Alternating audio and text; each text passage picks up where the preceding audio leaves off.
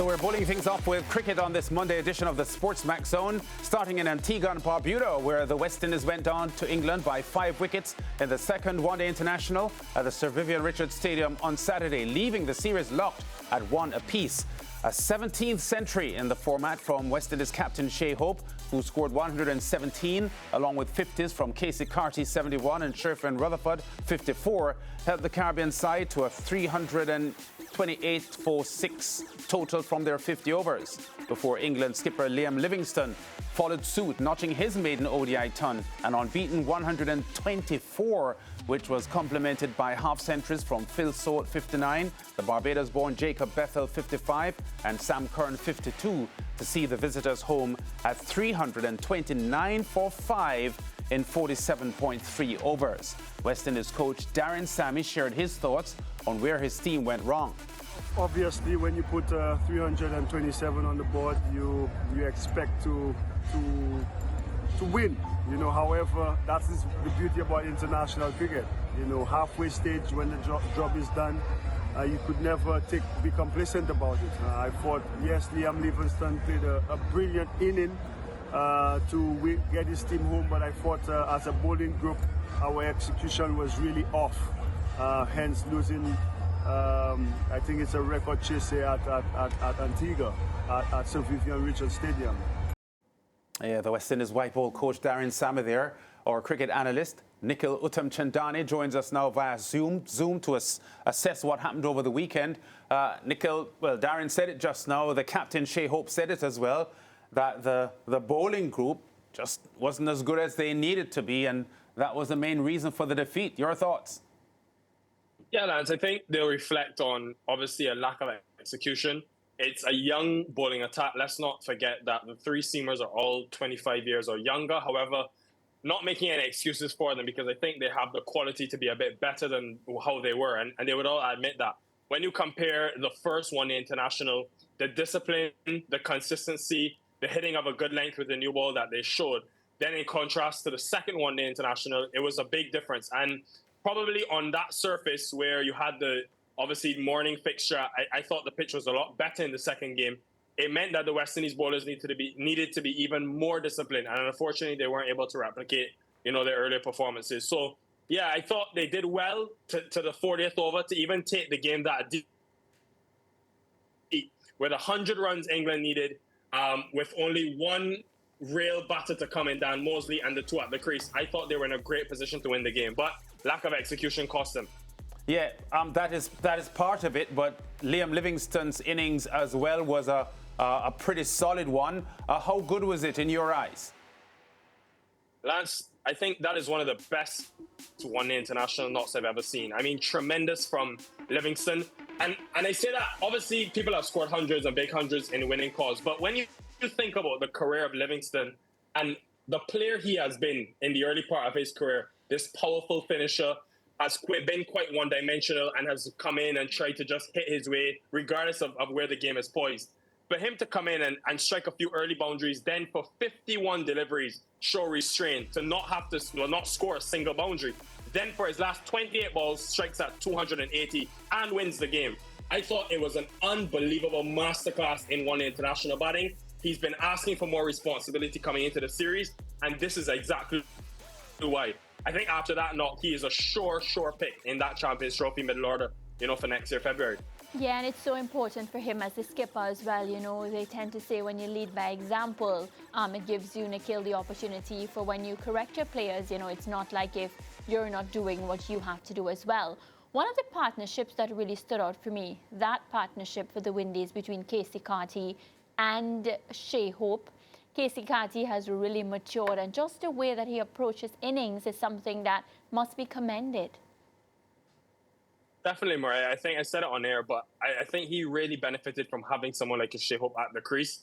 If you remember watching Carty, maybe even earlier this year in the Test series, for example, he tends to get quite frustrated, has high standards for himself. So you will see a couple of deliveries. If he's not finding the gap, he will be hitting his pad. You could see he's visibly getting frustrated, and I think that has worked to his detriment.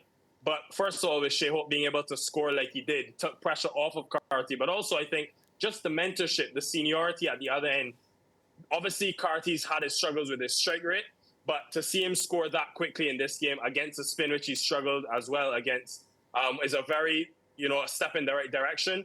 The next step for him is to convert one of these 50s into a big 100. He got 88 in Australia, 71 against England. He needs to score a big 100 because he's doing the hard work to get himself set, to get a 50, but it's now the conversion, and it's a problem that we face for years around the region. Yeah, and another player that I would add to that list that I want to see get a century would be Shai Hope, because you speak about consistently getting that 50, and when you look at Shai Hope's numbers, 74 not out, 80, 50 not out, now this 54, just wish he can capitalize and, get to that century.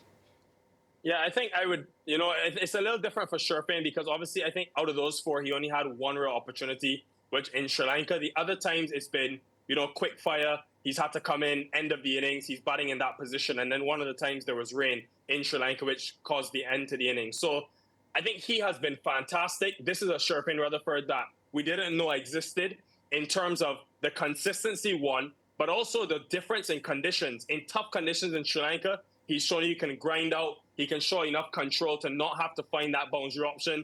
But then here in Antigua, you saw how quickly he was able to start and get the West Indies sort of propelling into the last 15 to 20 overs. So it's been really admirable to see the way he has developed. He's putting in a lot of work. Every game he goes there early with the batting coach. I think 45 minutes before the other players get there. And clearly you're seeing the results of that in his game.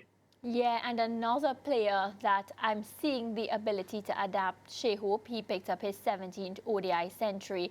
But I heard y'all talking about it on the commentary, and I just feel like, we should spend some time talking about it some more. So after he got the century, Nikhil, it appeared that he was in some pain, maybe a cramp, based on what y'all were saying.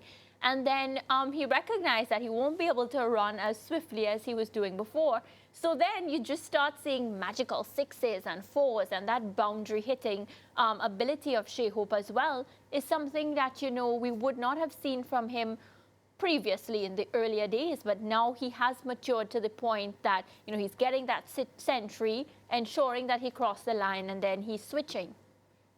Yeah, spot on, Murray. I think you look at last year, it's the first year that Shai Hope's strike rate went above 100 in one international cricket. So that speaks to the added aggression he's sort of developed in his game.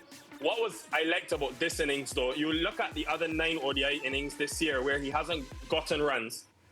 He was trying to start very quickly. So I think the amount of T20 cricket that guys are playing may have an influence on him. And also that sort of notion, that he's a slow one-day player. It's a yesteryear thing.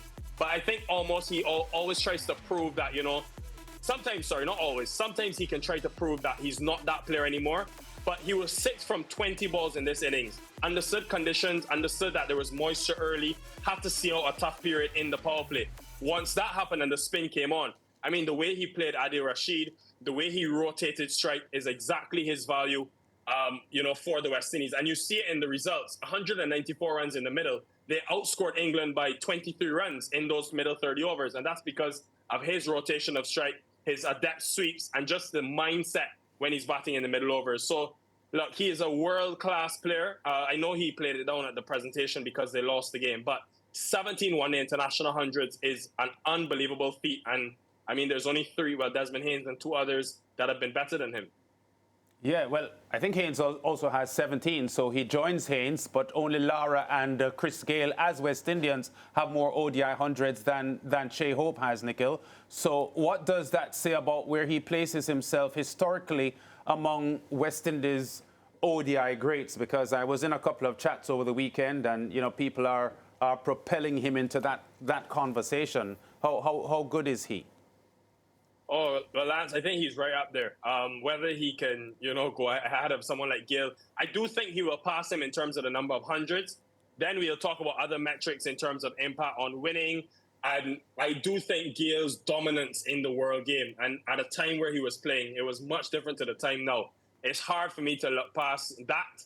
However, I would love to have that discussion when he does pass it. But what I did like about speaking to him after the game, Lance, it was you could tell that there was a little attention to the individual accolade. Obviously, he was quite upset that they had lost the game and the bowlers weren't able to execute. But I think this is a Shai Hope now who more prioritizes the winning result than his actual personal milestone. And because of that, I think his personal milestones follow. In the T20 format, it's benefited his game massively, where he's come out and been able to get going from ball one in good batting conditions. And then when you have a tough surface like it was to start here, he shows you he has that side of his game as well. But he is one of the greats, man. I think he'll be in the top three when it's all said and done. One-day international in the history of West Indies cricket. Yeah, and there continues, before we just briefly talk about what may happen on the weekend in Barbados in the series decider, constant discussion about him returning to the red ball game because he is a quality batsman, and the test team having struggled in the last two series, people keep talking about getting players of the quality of a Shai Hope back into the test team. Mind you, he did get dropped from the test team because of poor performances, and he struggled in the last few years of his test game. But if you look at his quality as a batsman, you have to feel that the West Indies test team would benefit from his inclusion. Certainly.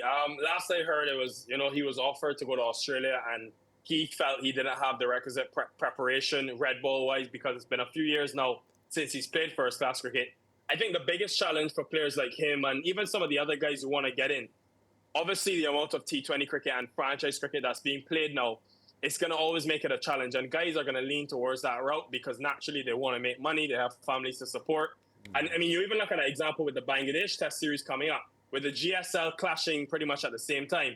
It does make it hard and makes players have a decision to make. So I think it's probably gonna take communication.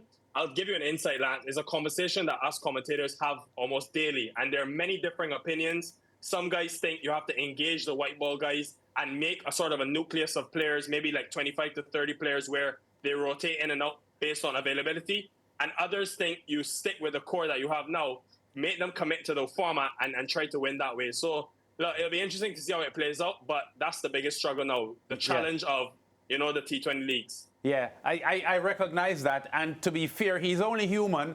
And it was the West Indies selectors that dropped him from the test team. And he has now refashioned his game to be a potent white ball player. And now people want him to come back into the same test team that they had dropped him from. But that's a discussion for another time. Quickly, though, the final match, the series decider on Saturday, Kensington Oval in Barbados.